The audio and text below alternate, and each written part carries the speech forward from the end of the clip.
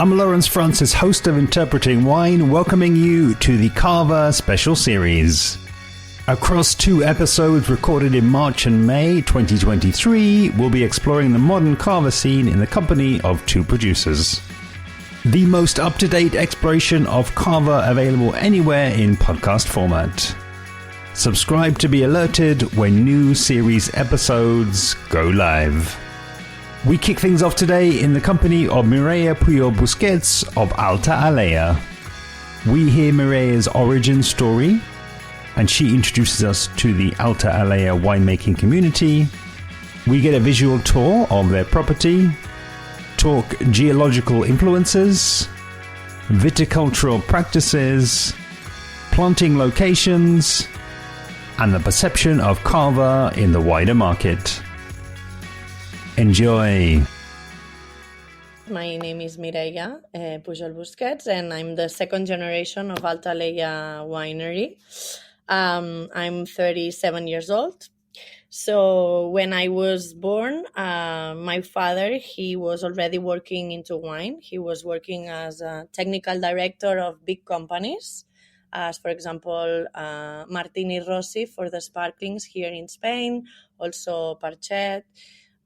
He also teach in the University of Enology. So when I was born, my life was already connected to wine, no?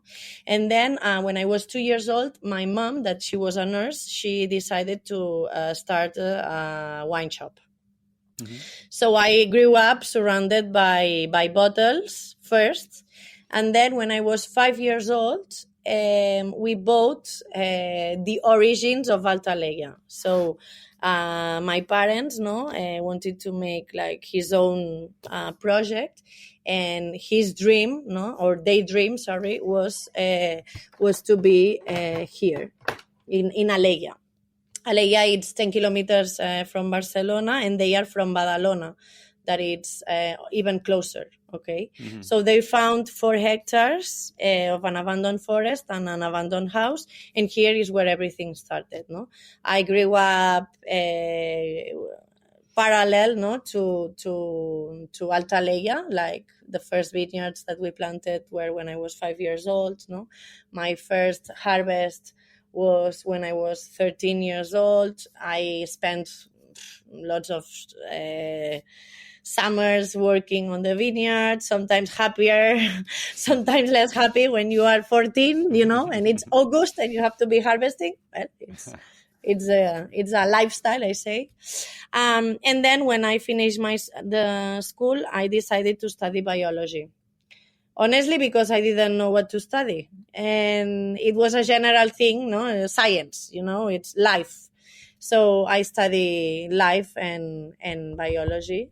And during this period of time that I was studying, I was really interested in agriculture in general. I was really interested in agriculture for the development. So when I finished my studies, I won a scholarship to work in the UN in Thailand for 1 year. And it was fun. I learned a lot, but lots of papers and bureaucracy. And I realized that I really needed to do things with results, like things that I could feel, that I could touch, that I could see, and I really needed to be on the ground. And then I came back. I started to work at the winery because I need some work. And I started to study a master in organic agriculture during the weekends. That's why when I started really serious in Alta Alella. Mm-hmm.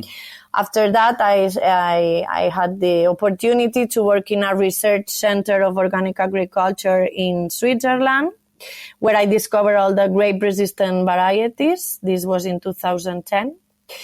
And after this, I went to California to work in a winery in Napa Valley. Also, to work it was a big winery focused in organic agriculture, 400 hectares, mm-hmm. So very cool. And then I worked in Priorat also for 3 years because we used to have a winery there in the Priorat region, making wines there.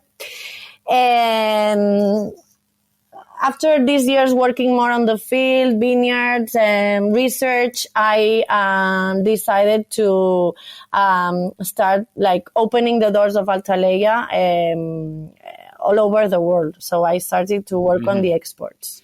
So I spent some years traveling a lot and, going around the markets and selling our wines, but also, taking lots of information about different tendencies and everything. And it was really cool. And after this, I had 2 kids, and then I started to manage the whole company. With my father, we are now in a moment that we are, like partners, more or less. We are focused in organic agriculture. We've been 18 years now making wines without sulfites. We have 2 wineries.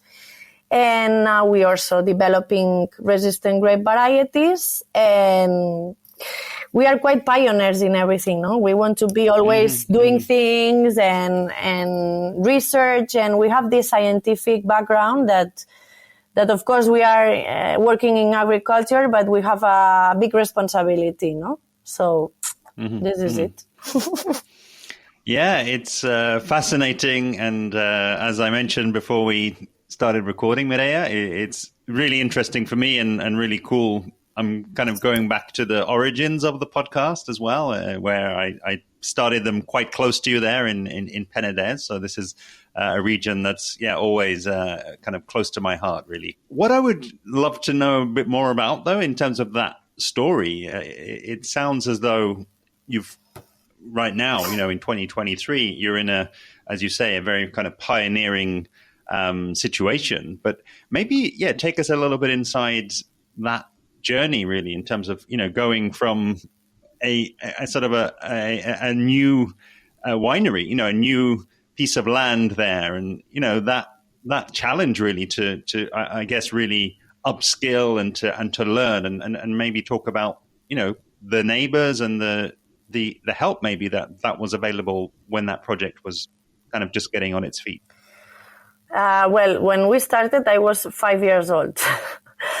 So the first 10 years, until I was 15, we were just managing less than 10 hectares. And it was like, my father, he didn't have like the strategy of his whole life. He had an idea. He wanted to make his dream, and he made it.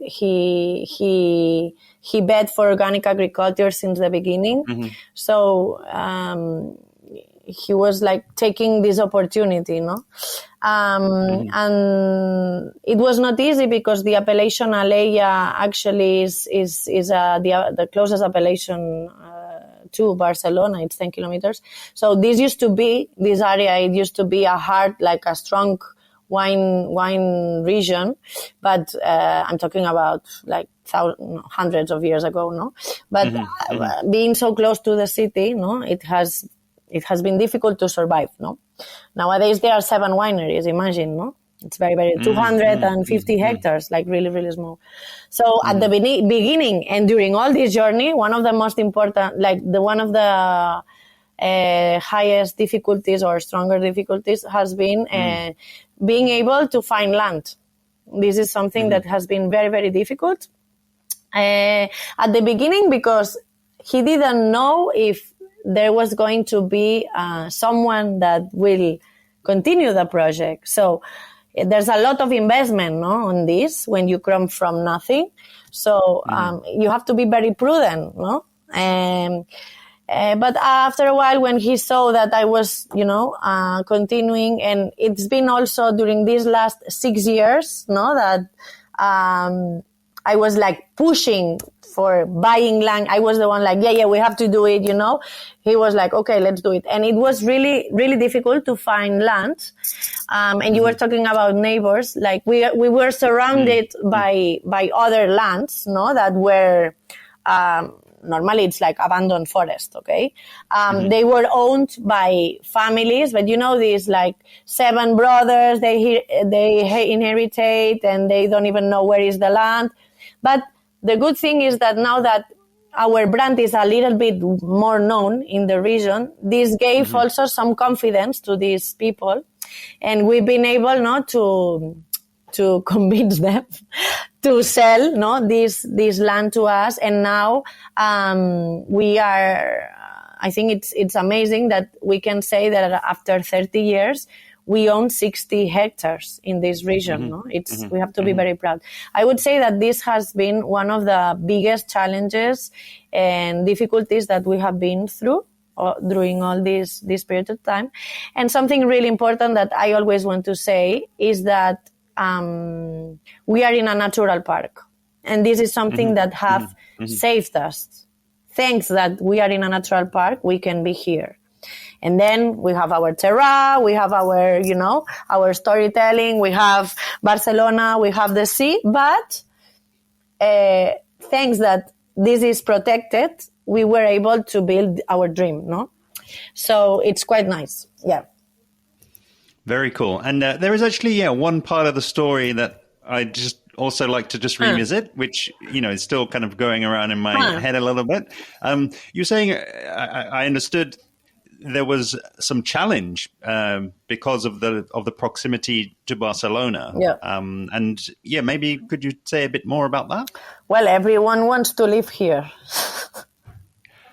So the expansion of the city, you mean? Yeah, everyone wants to live like 20 minutes driving to Barcelona, but not in the city. If you want to have a better lifestyle, it's always better to live in a house with a patio and to be able to go buy food, to buy the bread, and to here be able to walk to the beach and not have the crowd, the pollution, the rhythm of the city. Exactly, so there was this, how do you call this, building pressure? I don't know the name in English, Yeah. The city is so popular that they were trying to, or wanting to expand. Yeah. Not the city, but the people wanted to live on the surroundings, and it's normal. I mean, I understand. I couldn't live in a better place, so I understand everyone. It's like this. Okay. No, and that totally makes sense. And then it kind of comes all full circle that because you're in a natural park, then that gives you certain protection against the city kind of expanding and sprawling out there. So that's brilliant. No, that's completely clear. But I think it then does, perfectly kind of bring me on to the next topic that I was going to ask you to talk about, Mireia, which is actually to give us and to give me really a visual, because I think it's so interesting to know that there's a wine region, there's a natural park 10 kilometers from Barcelona, which is, absolutely nothing. So what does it actually look like there? And I think the way that I'd ask that is to really think about those 60 hectares and kind of put those into context. What do they look like, and then we'll kind of go from there. We have to think that people cannot see us, so they have to imagine with my words. Okay, yes. It's a challenge.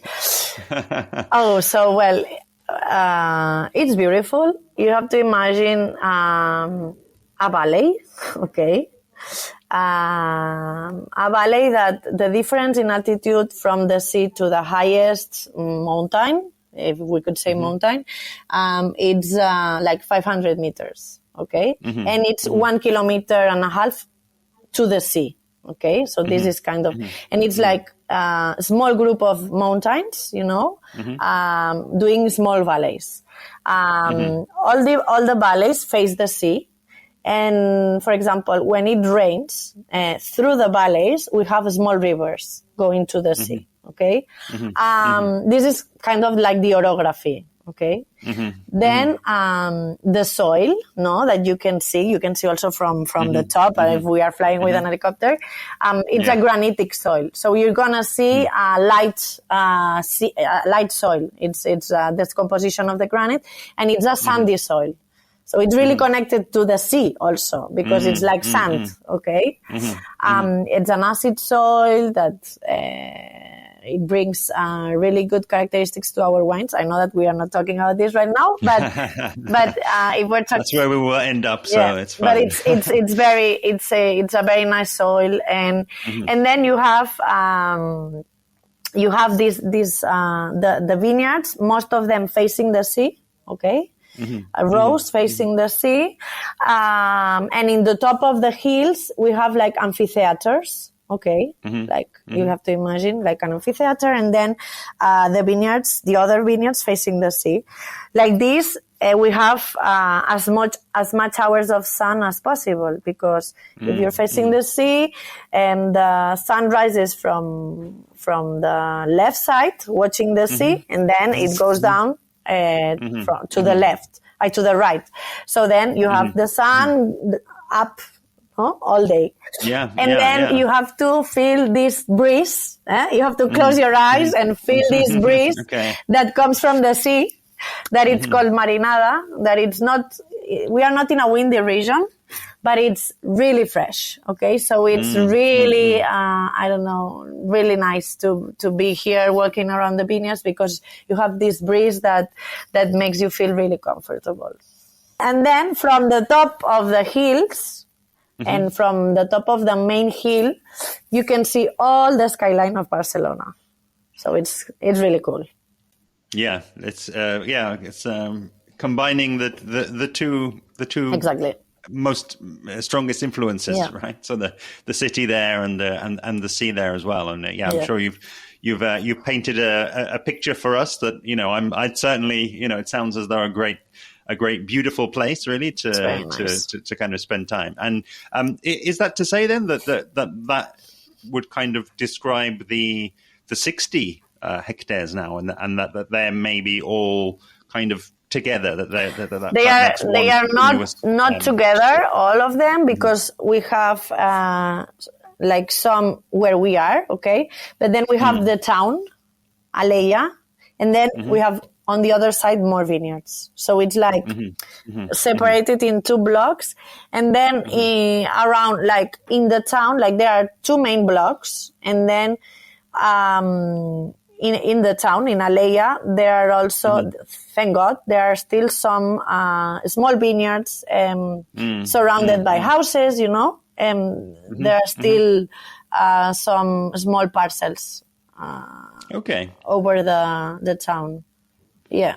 Very interesting. So is that to say more or less that you have sort of 30 kind of in between the town and the sea, and then kind of 30 behind, more or less? No, I would say 40, 10, and 20. Yeah.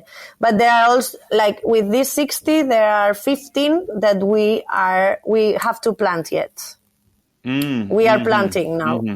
So it's going to be 3 years of crazy work on the vineyard. But it is cool. It's cool. I mean, it's we can't ask for more. It's like a miracle, actually. I mean, we have to think where we are, how is the world. I mean, come on, like someone investing on planting vineyards. Sometimes I'm like, are we crazy or something? So it's cool. No, it's a nice way of, like dedicating your life. I don't know. I can complain and I wouldn't change it. I love it. That's great to hear. And this is, a really, I think, important part of the story as well, and why I absolutely love talking with the people who are, taking the risks and who are doing the work. And, and I know that my listeners also love to make that connection as well. And hopefully they'll put you top of their list to come and visit when they're in Barcelona. Exactly. And sometimes we just talk about wines, and I think that we have to talk about the responsibility of the land. I think that the society, like at the end, the wine is like a product, no? Like the final product, but the society has to like really understand, no? Like the land and all the investment that we do. I'm not talking about money. I'm talking about decisions, life. I mean, I think that this is so cool. So we have to really explain it and communicate it, because sometimes we lose the most important thing. Yeah, no, I agree. I think, and as well, for me, this is why I particularly love the podcast format, No. because whereas in many other formats now, things are getting shorter and shorter, Yeah. and you just, that people just want to, I'm sure it's great, but a nice video of you in the vineyards with a bottle, and the sun is going down, and this is really cool. But I think you're right. Nowadays there are so many other issues to consider as well. So I'm happy to have the time and the channel really to get those out there into the ears of my listeners. Cool. One thing that I think would flow perfectly from what you've just described there is actually to take a step back, but almost take a step back in time and explore a little bit. Again, it can be at a relatively high level and talking about the longer term influences. But what is the sort of the geology of the region that you're sat there? And if possible, could you talk to some of those bigger geological influences that has helped to shape that landscape? The mother rock, so like the origin of everything here is the granite, no? And this, and as I told you before, it's one is the mother rock, and then we have the texture, no? That it's the sand, and of course it's really connected to the sea, no? Because or I think that we connect more to the sea than the sea to us, because the sand that you find into the sea comes from where we are, because we have this orography, no? That when it rains or because of the wind, the erosion brings this sand to the sea, and then thanks to this kind of soil, we are able to make wine and cava. Because if we talk about the past, when the cava started in the middle of the 19th century in our region in general, in Catalonia, they started because people used to, some families, they used to export champagne, and they thought, this is working, we are selling champagne, why don't we try to copy and start making our own champagne? And in our region, they started in the Penedès region with their things, but in our region, they discovered that here we don't have the Atlantic conditions, and we don't have the soil and the characteristics of the soil that they have in the Champagne. But here we have something different, no? That makes a same or better balance. That is the acidity of the soil, that is the natural acidity of the Saulot soil, and the Mediterranean characteristics like environment, no? Sun, sea, that compensate. One thing compensates to the other, and this lets us work with cavas, with natural acidities, with long aging cavas. So we, with this geology and land that we have, we have, I would say, the perfect conditions. That's why we are doing this kind of cava here, or product, I would say. Yeah. And again, this is great, because I think as well, it unpicks exactly that.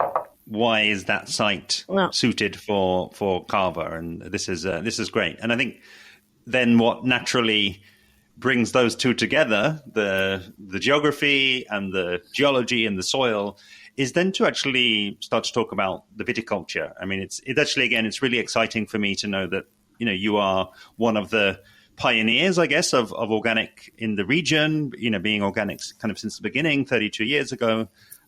So yeah, give us a sense again, and that kind of tour. Maybe introducing us first of all to what grape varieties do you have planted there, and because I know that you don't only make cava. No, we work with traditional grape varieties. I don't use autochthonous because I'm a biologist, and I know that words have a meaning, and autochthonous is, I think, a word that we cannot use anymore when we talk about grape varieties in the 21st century. So I think that traditional grape varieties is the right word. I'm very, with this. I want to insist a lot, but I think that it's important to use the correct words. And here for us, it's really interesting to work with Pansa Blanca. That it's a word that we use for Xarel·lo in our region, but it's called Pansa Blanca. And then also Mataró. Mataró is Mourvèdre or Monastrell, but Mataró grape is a grape that was totally abandoned in our region. But we have started to plant it again, and we have had really good results. Actually, in the UK, we sell a sweet wine called Dolç Mataró that, we are really happy because we have been able to be in the list of Michelin star restaurants all over London, so it's really cool. We make also rosé cavas with Mataró. And actually, Mataró was one of the first, was the first grape variety that was used for making cava as a Blanc de Noirs, but now it was a little bit abandoned, no?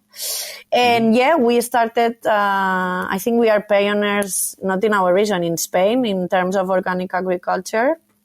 Even though Spain now has the 27% of the vineyards of the world, like the 20% of the organic vineyards of the world are in Spain. So it's really cool, this massive, number. It's massive, That's huge. But the problem here is that we don't communicate the things, So I like to say it because it's a country that it's really pioneering this. Also, be proud, very proud, And in the appellation Cava now has made a super step forward. You have to think with this huge appellation that we are. Everything is son of a mother and a different father. Like everyone has different styles of wineries, and everyone was agreed that nowadays cavas with more than 18 months of aging have to be organic. This is really cool. Talking about a national big appellation, being the first on the exports. Cava is the first product of export in Spain, and that all the cavas with more 18 months of aging have to be organic. I think that this is unbelievable. It's really cool.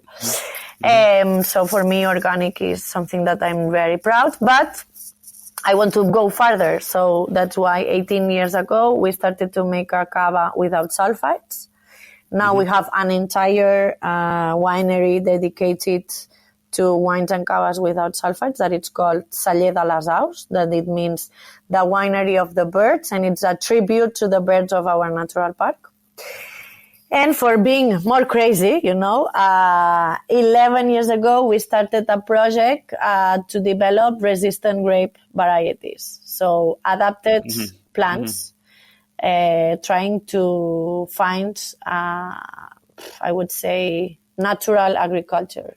Like the objective for being sustainable, like 100% in terms of, when I think about sustainability, I think about money, I think about time, I think about environment, I think about a lot of things. But if we want to be sustainable in everything, we have to have agriculture that is adapted to the climate conditions that we have, to the infections that we have, to everything that we have.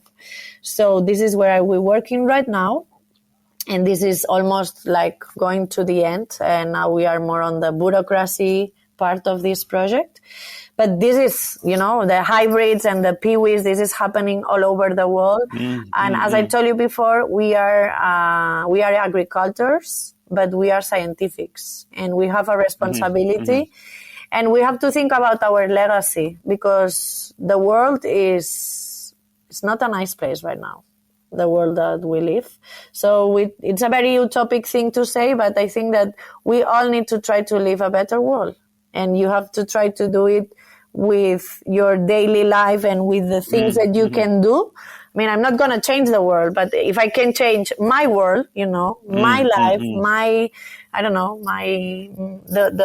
education that I give to my children, everything, I think that, when I'm 80 years and I look back, I would say, well, it was not bad. I did what I could, my best thing. So this is what I was doing. thing. Yeah. No, I love it. I love it. And I think, what would as well, a couple of things kind of come to mind. I guess one is maybe to zone in a little bit on the plantings of the Cava grapes that you have there. Would Peter, I guess, understand a little bit, more about where in those 60 hectares you found is maybe the best place for them to be located? Oh, it's like, no, I wouldn't say a chaos, but we have like lots of small parcels. Like we are a bit crazy, and we produce 27 different wines and cavas. So you have to think. We have like so many like small parcels and with different ripenings, and we have many different kinds of deposits. We make many different kinds of vinifications and tries and micro vinifications. It's always like research. But it's true that, of course, for example, we have the paraje, that it's the paraje Valsirera, that it's the first vineyard that we planted in 1991, that it's Pansa Blanca and Chardonnay. So it's like 2 parcels of Chardonnay and 1 big parcel of Pansa Blanca. And most of the vineyards are always connected to a wine, no? The grape that we use more for Cava is Pansa Blanca. Like all the white Cavas they are or monovarietal of Pansa Blanca, or they are a coupage with others and Pansa Blanca. And then for the rosé, it's 2 rosés that we make are 100% of Mataro. I'll follow up asking it slightly differently then. I mean, like say you were starting afresh now, starting with a clean slate with the 60 hectares. Do you, through all of the research that you've done and all of the learnings that you've had, do you have a feel for, what might be some of the sort of interesting microsites where you're getting an interesting expressions? For example, that we are planting, no, and we have to decide what we plant here.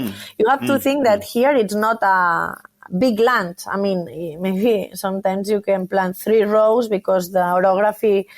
So you think if it's exposed directly to the sea, you see if it's a richer sand or poor soil, and then it's when do you decide more which kind of grape you're gonna plant, or you're gonna plant another grape there. So. For example, there is that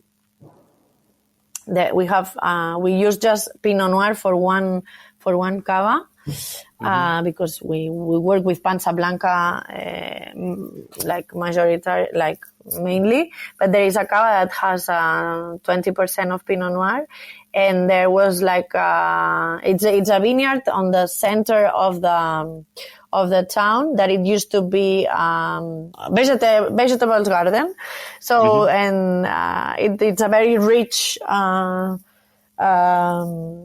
So we decided to plant Pinot Noir there because it was a good land for the Pinot Noir. So it depends. I always watch the land and see if it's poor, if it's rich. And then we decide which grape we're going to plant. Just, through that description, just that there is so much variety, that there are so many microsites, and it sounds as though different expositions and a real kind of patchwork of different soils going on there. So really interesting, and I think it really brings together that image. And as always, the time kind of, flies by when I'm learning something new and, when you're sharing something interesting. But however, something I would like to talk to you about and would like to ask you about is actually around that perception, I guess, of Cava out in the marketplace. And, I think you're very well situated because you're going out into the markets, you're exporting your wines, you're kind of having those conversations. And I wonder, again, just maybe starting at a fairly high level, maybe talk to me and talk to us about, how you've seen that perception of Cava change over time, perhaps as those, the quality has improved and all of those, ambitions really, I think, of Cava, the 18-month organic example have also improved over time?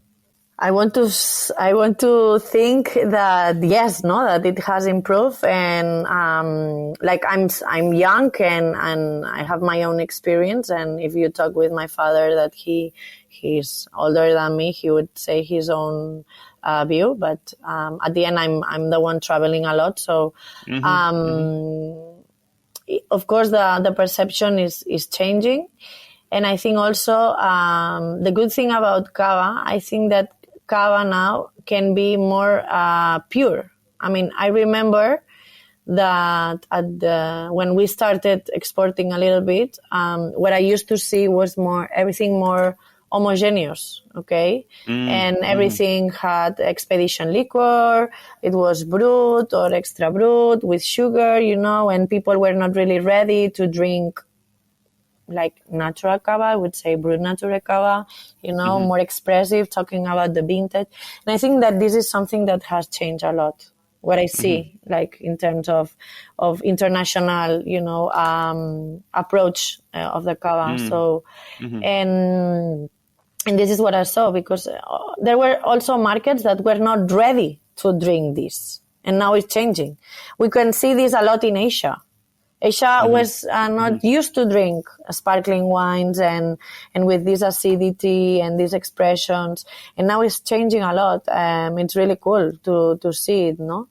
And I think that now the perception of Cava is getting better, more also, as you say, because of this new thing, no, that all the cavas have to be organic 100%. But one of the other more important things that is really now well appreciated is that finally we are able to talk about origin. And this was something that was missing a lot, because at the end, it's one of the most important values that everything has, and the cava has it too. But it was not on giving a lot of importance to the origin when you were saying, this is from Spain. Yeah, it's from Spain. Spain from where, and now that you can really connect, the cava to a specific place, and you can label it and you can, explain it. I think that it's really, really well appreciated internationally. In closing, maybe just, talk to some of those events that you've got coming up, and maybe where some of the listeners can actually find you and continue the conversation. Okay, cool. So where am I going? I'm going to be in ProWine for sure. So it's a meeting that I can't miss, and it's really cool because we are going with one of our Germany importers. That it's even better because we have like international meetings, but then we can also work with national restaurants, and everyone is visiting. So it's a double job. It's really cool. After ProWine, we're going to be in Bellaterra. That's it. It's a natural wine fair in Barcelona. It's the weekend of the 15 and 16 of April in Estació de França, Barcelona. Really nice, with lots of funky wines. And after this, I'm going to be 1 week in May in Vancouver, Seattle, and Portland, working with our distributors, visiting visiting restaurants, wine shops. And then more things. But these are the next 3 things that I think that are really cool. And yeah, I'm just also looking for spring weather, and trying to see when the plants are starting to explode. A huge thanks to today's guest, Mireia Pujol-Busquets of Alta Alella. Do be sure to visit altaalella.wine, where you can learn more about the project and find their main social media handles.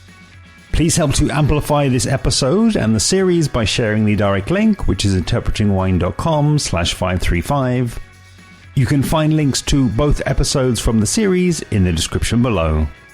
And of course, I'd love to have you following along with me on social media, where I'm at Interpreting Wine on Instagram and Facebook, and I'm at Wine Podcast on Twitter.